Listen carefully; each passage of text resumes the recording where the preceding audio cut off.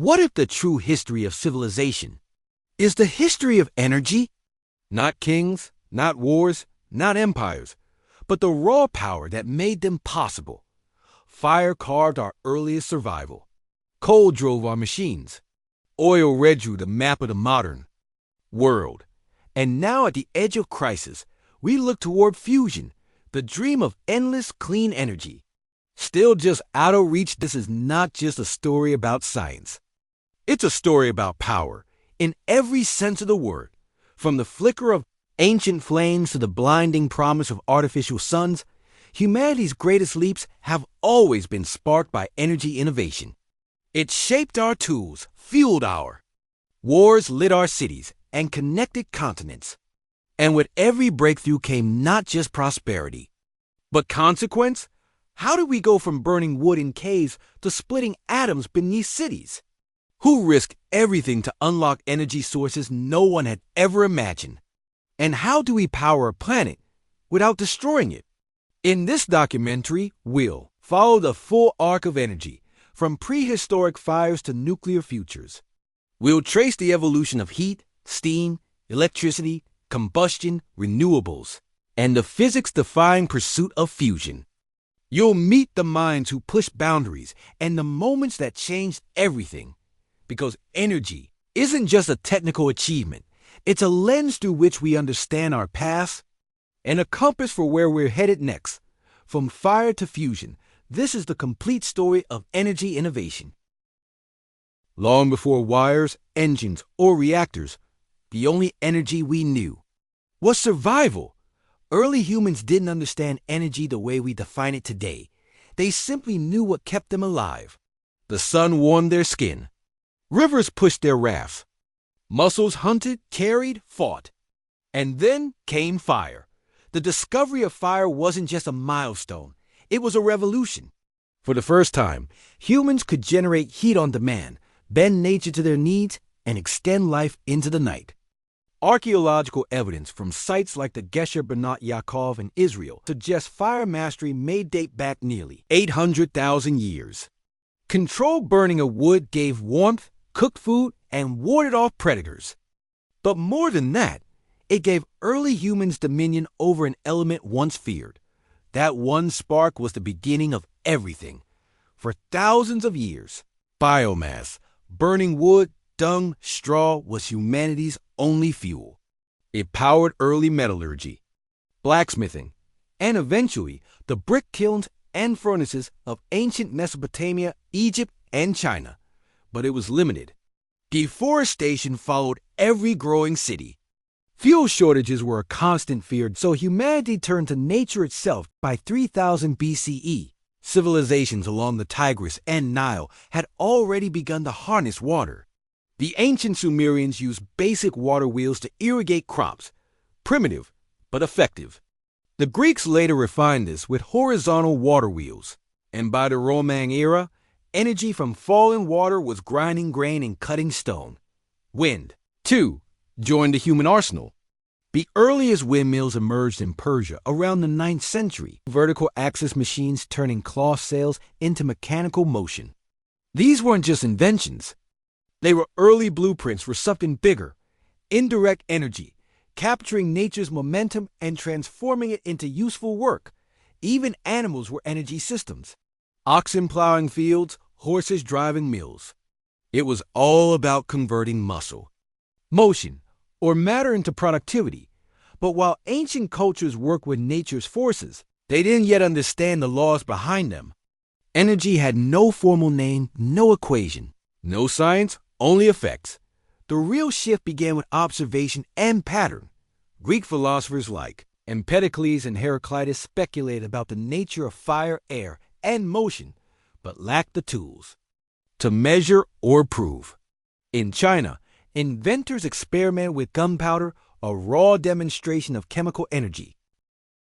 Long before combustion was understood by the late medieval period, practical knowledge began to overtake superstition. In the Islamic world, inventors like Al-Jazari in the 12th century developed intricate machines powered by flowing water, early precursors to the mechanical age. Meanwhile, in Europe, water wheels and windmills expanded in scale and purpose. But none of these systems stored energy. None could be transported, scaled, or redirected on demand. The true dawn of energy innovation required a force more potent than wind, more controllable than fire. And in the centuries to come, that force would arrive underground. Coal. The breakthrough didn't come in a lab. It came in the mines. By the 1600s. Europe was hungry for fuel. Forests had been stripped. Cities were growing. And beneath the soil lay black stone, coal, ancient, compressed biomass that burned hotter and longer than wood. But mining it was dangerous. Water flooded tunnels constantly, and there was no reliable way to pump it out. That's where energy innovation took its next leap in 1698. English inventor Thomas Savery built what he called the miner's friend, a steam-powered device that used pressurized water vapor to draw water from flooded mines. Crude, prone to explosions, and inefficient, it was hardly perfect. But it was the first time steam, not wind or water, had been used to do mechanical work. Just a few years later, Thomas Newcomen improved the design. His atmospheric engine used a piston driven by vacuum pressure created by condensing steam. Slow, massive, and noisy, but reliable enough to drain deep coal shafts. These machines weren't mobile. They were fixed, iron behemoths, burning coal to solve coal's own problem. And yet, they changed everything. The Newcomen engine was the first functional heat engine in human history, and the first machine to decouple mechanical labor from nature. No river, no wind, just fire and water, transformed into force. But it took James Watt, a Scottish instrument maker, to spark the revolution. In 1765, Watt examined a broken Newcomen engine and realized its flaw. It wasted enormous heat. By cooling the cylinder every cycle, Watt added a separate condenser, dramatically improving efficiency. Then he added a rotative mechanism, allowing the engine to turn wheels, not just drive pistons. And with that, steam power became scalable. Watt's engine-powered factories, mills, looms, and presses. It wasn't just for mines anymore. It was for industry. Coal-fed steam, steam drove pistons. Pistons turned wheels. And industry began to run on pressure. Watt's partner, Matthew Boulton, famously declared, "I sell what all the world desires to have, power." And he wasn't wrong. By the early 1800s, steam engines had spread across Britain and Europe. In 1804, Richard Trevithick built the first steam locomotive. By 1830, George Stephenson's rocket was hauling passengers at 30 miles per hour, faster than any human had ever traveled. Railways exploded across continents. At sea, steamships broke the limits of trade winds and current. The SS Great Western Cross the Atlantic under steam alone in 1838, launching a new era of global transport. And in homes, small coal-fired boilers brought central heating and basic electricity, but steam had limits. It was heavy, hot, and dependent on coal. Enter the internal combustion engine and another transformation. In the mid-1800s, inventors like Étienne Lemoire, Nikolaus Otto, and later Gottlieb Daimler and Carl Benz developed engines that compressed air-fuel mixtures inside sealed cylinders, igniting them with a spark. These engines were smaller, more portable, and more efficient than steam, and they didn't need a firebox or boiler. By the late 19th century, gasoline-powered engines were turning wheels, not just in workshops, but on roads. And not long after, a curious Serbian-American engineer named Nikola Tesla would envision a world running not on fire or pressure, but on pure electricity. The spark had caught. From coal to steam, steam to combustion, combustion to current, energy was no longer just survival. It was the engine of human progress. The 19th century didn't just industrialize the world. It reprogrammed it around energy. Steam engines, once fixed to the floors of coal mines, now powered trains, ships, and entire cities. By the 1850s, coal wasn't just fuel. It was the blood of industrial civilization. In Britain, it heated homes, powered textile mills, and forged the steel that built railroads, stretching across continents. The energy equation was clear. More coal meant more steam meant more machines, and more machines meant more output faster than ever before. By 1875, coal was responsible for over 90% of Britain's energy use, and other nations followed suit.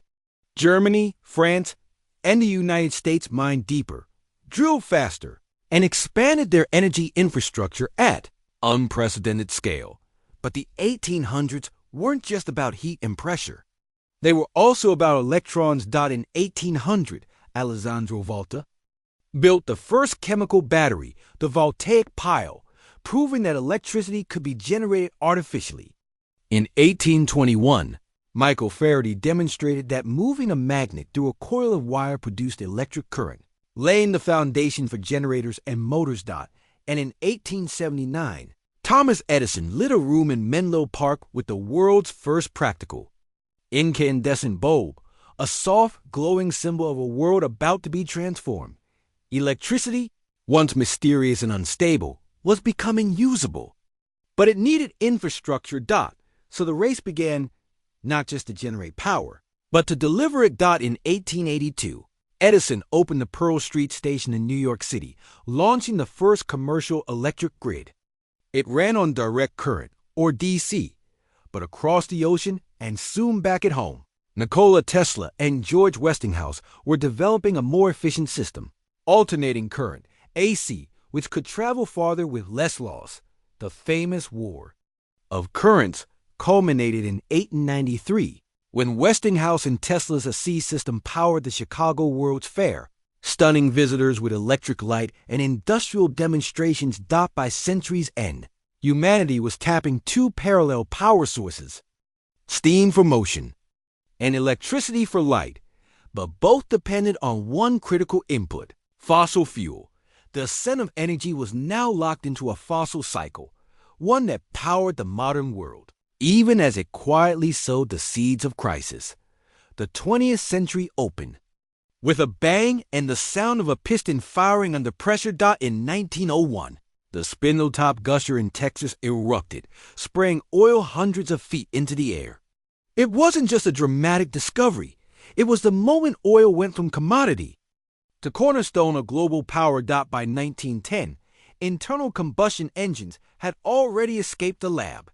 Carl Benz had built the first gasoline-powered car.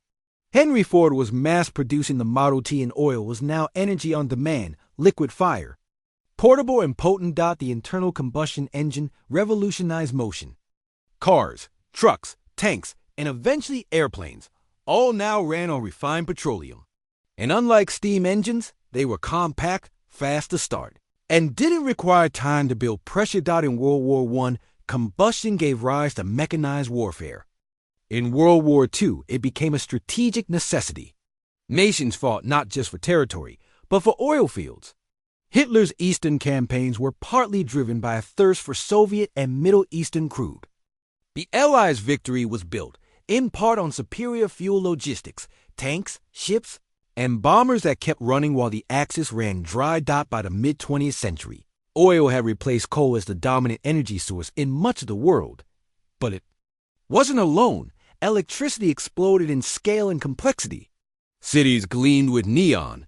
Factories hummed with alternating current. In the United States, the New Deal funded rural electrification, bringing light and appliances to millions for the first time. Hydropower boomed. Dams like the Hoover and Grand Coulee generated massive amounts of clean electricity. At the same time, fossil fuel power plants scaled up.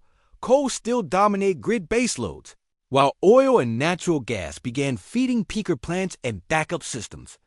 And then, in 1942, under the bleachers of a football stadium in Chicago, a controlled nuclear chain reaction occurred for the first time in human history. Enrico Fermi's Chicago Pile 1 was the dawn of nuclear energy, a technology born in war but with ambitions for peace. After the bombings of Hiroshima and Nagasaki, a Cold War race began, not just for weapons, but for civilian reactors. By the 1950s, the mantra became atoms for peace. The first commercial nuclear power plant, Calder Hall in the UK, opened in 1956. Soon, France, the US, the USSR, and Japan followed suit. Nuclear promised virtually limitless power with no emissions, but also brought fear, costs, and the specter of meltdown. Meanwhile, oil was becoming global currency.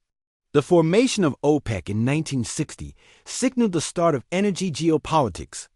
In 1973, the oil embargo triggered an economic crisis that forced the West to reconsider its dependence. Solar and wind emerged during this period, but remained fringe, constrained by technology, efficiency, and cost. It would take decades before they compete at scale.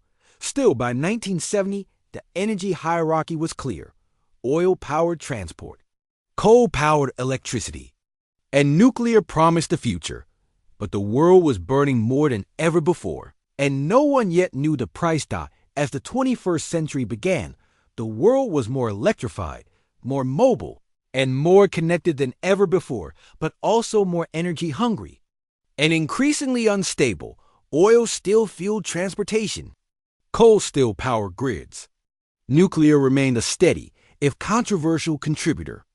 But the signs of strain were everywhere: rising emissions, extreme weather, blackouts, and a growing realization that fossil fuel dependence had a shelf life. The 2000s marked a slow but powerful pivot from centralized generation to decentralized. Innovation. In Germany, the Energiewende, or energy transition, became a national policy. Massive subsidies drove the adoption of solar and wind, pushing down global prices and scaling up manufacturing. Across China, Europe, and the U.S., wind farms and solar arrays began dotting landscapes that once belonged to coal, and the numbers told the story. In 2010, solar cost nearly $4 per watt. By 2020, it had dropped below 30 cents, a tenfold reduction in just a decade. The same happened to wind, batteries, and smart inverters. Suddenly, renewables weren't just clean. They were competitive. But it wasn't just the source of energy that changed. It was the structure got the old model. A massive power plant feeding a one-directional grid was giving way to distributed systems, rooftop solar, microgrids, and home batteries. Tech giants, rural communities, and even war zones began embracing off-grid and hybrid setups, resilient, modular, and locally managed. Tesla's Powerwall, for example, became more than a battery. It was a symbol of energy independence. Meanwhile, nations like Iceland leaned entirely on geothermal and hydro, while Denmark regularly generated over 100% of its electricity from wind. Yet, for all the progress, the world still grappled with intermittency, storage, and the hard truth that renewables alone couldn't yet meet peak demand, especially in developing nations where access was still unreliable. So innovation turned upward toward the stars. In labs across the globe, scientists reignited the dream of nuclear fusion, the holy grail of clean energy. Unlike fission, which splits atoms and produces long-lived radioactive waste, fusion combines hydrogen nuclei, releasing immense energy with zero carbon and minimal waste. Projects like ITER in France, Spark in the US, and JET in the UK made major progress. New breakthroughs in magnetic confinement, laser ignition, and superconducting coils push fusion closer to viability. In 2022, scientists at Lawrence Livermore National Laboratory achieved a historic milestone: net energy gain from a fusion reaction, more power out than was put in. It was a flash, milliseconds of plasma hotter than the sun. But it proved controlled fusion is not impossible. Meanwhile, next-gen nuclear fission also evolved, with small modular reactors, SMRs, promising safer, cheaper, and more adaptable deployment. And in the background, the rise of AI-driven energy optimization, blockchain metering, and smart demand response systems turn the modern grid into something living, learning, and adaptive. Today, energy is no longer a singular system. It's a patchwork of sources, technologies, and philosophies, still in transition, still contested, still uncertain. But for the first time in history, the path ahead isn't locked to carbon. The spark lit 800,000 years ago may finally become a sun in our hands. There's a moment in every great innovation when it stops being novel and becomes normal. For energy, that moment came not with a breakthrough, but with mass adoption. Electricity, once a luxury of cities and elites, flowed into rural towns, mountain villages, and isolated farms. By the 1950s, light bulbs, washing machines, radios, and refrigerators had become symbols of progress. Energy made modern life possible. In the United States, programs like rural electrification connected millions. In the Soviet Union, vast hydropower networks brought power to the frontiers. Across Europe and Asia, grids grew, wires spread, and fossil fuel generation scaled to meet industrial needs. The internal combustion engine reshaped society. Gasoline became a daily dependency. Suburbs spread. Highways sliced through continents. Cars weren't just transportation. They were independence, identity, mobility. And oil, cheap, abundant, global, kept it all in motion. Meanwhile, appliances transformed home life. The electric iron, the vacuum cleaner, the water heater, every one of them powered by invisible currents pulled from distant plants. Energy became ambient, constant, expected. The wall socket was now a portal to power. Industry evolved too.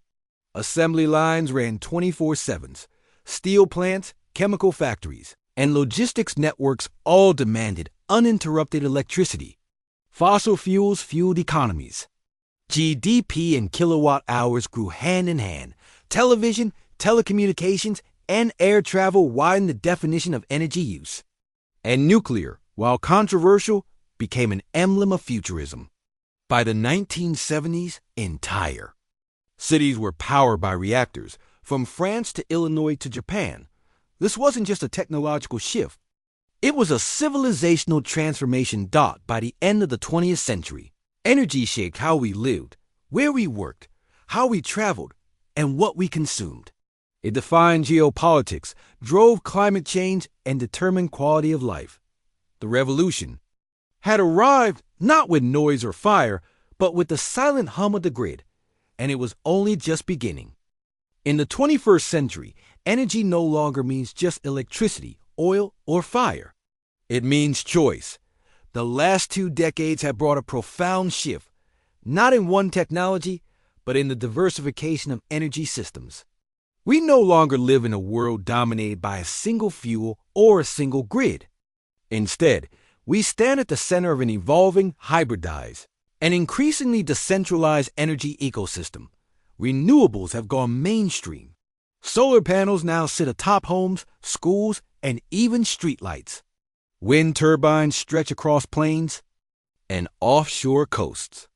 Hydropower remains a giant, especially in Asia and South America.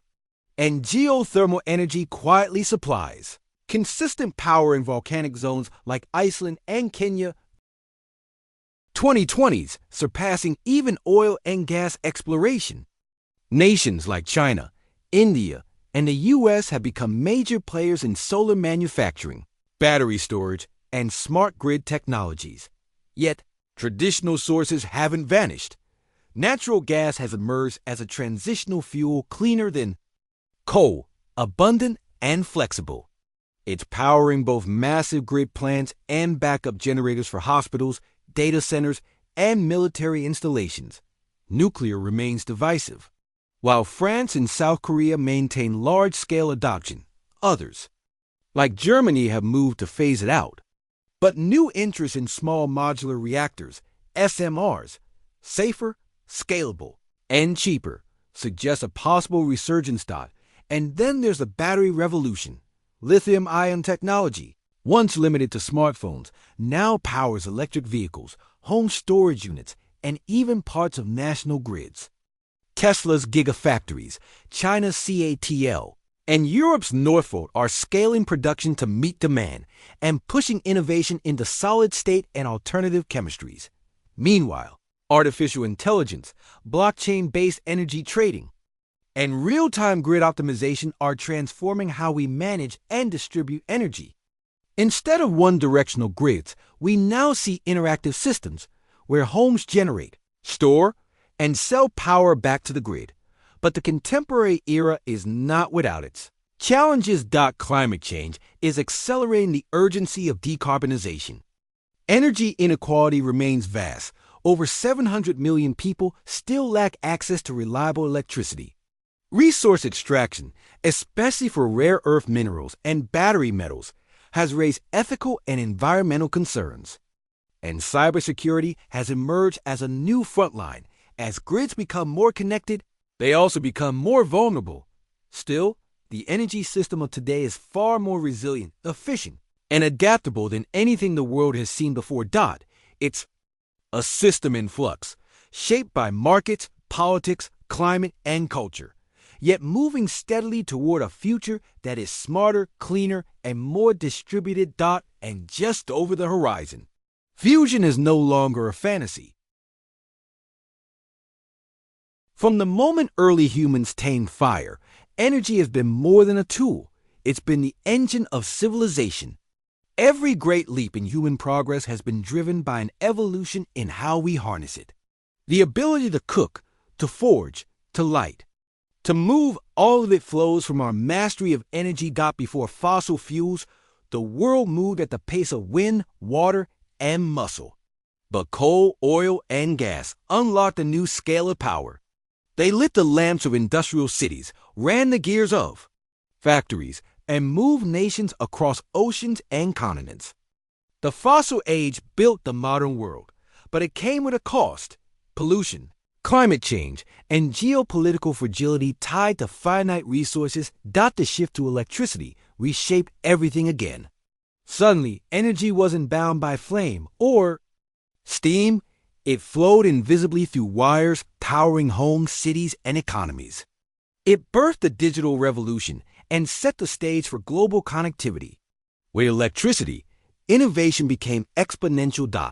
And now, we stand at the dawn of a new legacy: renewable energy and nuclear fusion. From solar panels silently collecting sunlight on rooftops, to offshore wind farms spinning like monuments to progress, to labs chasing the dream of fusion, limitless, clean, safe. Humanity's energy story is once again transforming. Entire industries have risen and fallen on the back of energy breakthroughs. Empires have expanded, economies have boomed, and societies have reorganized around each new source of power. Every energy transition has changed how we live, how we think, and what we believe is possible. But perhaps the most profound legacy is this: each step forward in energy has extended the reach of human potential. It's enabled us to see farther, build higher, and dream bigger. Energy isn't just about fuel or electricity. It's about the freedom to shape the future. The story of energy doesn't end with fusion. It's just getting started. As the global population grows and climate pressures intensify, the demand for clean, reliable, and abundant energy will only skyrocket. The question isn't just how we generate energy anymore. It's how intelligently we use it. Let's begin with fusion, humanity's long-promised miracle. For the first time, private companies and public labs alike are converging on designs that may make fusion energy not just scientifically possible, but commercially viable. Compact fusion reactors using advanced magnetic confinement or laser ignition could one day power entire cities with zero carbon emissions and virtually no long-lived radioactive waste. But even as fusion captures headlines, innovation is exploding across other frontiers. Quantum batteries, capable of charging in seconds and holding energy far longer than lithium-based cells, are in early stages of development. Solid-state batteries may soon revolutionize electric vehicles, offering higher energy density with reduced fire risk. Then there's space-based solar, once a sci-fi fantasy, now a serious engineering challenge. By placing massive solar arrays in orbit, beaming energy down to Earth via microwaves, we could harvest uninterrupted sunlight 24/7. Unaffected by weather or nightfall. AI will also play a critical role in the next era of energy. Smart grids, powered by real-time data and machine learning, will autonomously balance supply and demand, optimizing when and where energy is used, stored, or dispatched. These systems could drastically cut waste, stabilize renewable sources, and make blackouts a thing of the past. But perhaps the most profound shift won't come from new inventions, but from a new mindset. What if the future of energy is decentralized? Imagine homes becoming mini power plants, communities sharing microgrids, individuals trading excess energy like currency. This is already happening in pilot projects around the world. So, as we move from fossil fire to nuclear fusion, from massive power stations to intelligent energy webs, one thing is clear: the future of energy won't just change how we live, it will redefine what's possible. From the flickering campfires of ancient humanity to the high-energy plasma chambers of fusion reactors, the story of energy is the story of civilization itself. Every step, every spark, turbine, and reactor carried us forward, lighting up cities, powering industries, and shaping our destiny. We didn't just harness fire. We mastered the atom, split it, controlled it, and now we dream of fusing it. Today, we stand on the cusp of something extraordinary. Not just a more powerful form of energy, but a cleaner, safer, and infinitely renewable one.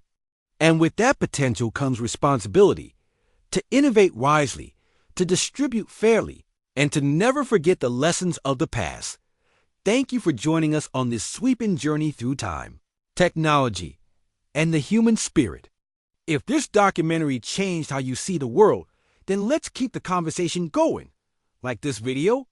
Share it with someone curious about the future.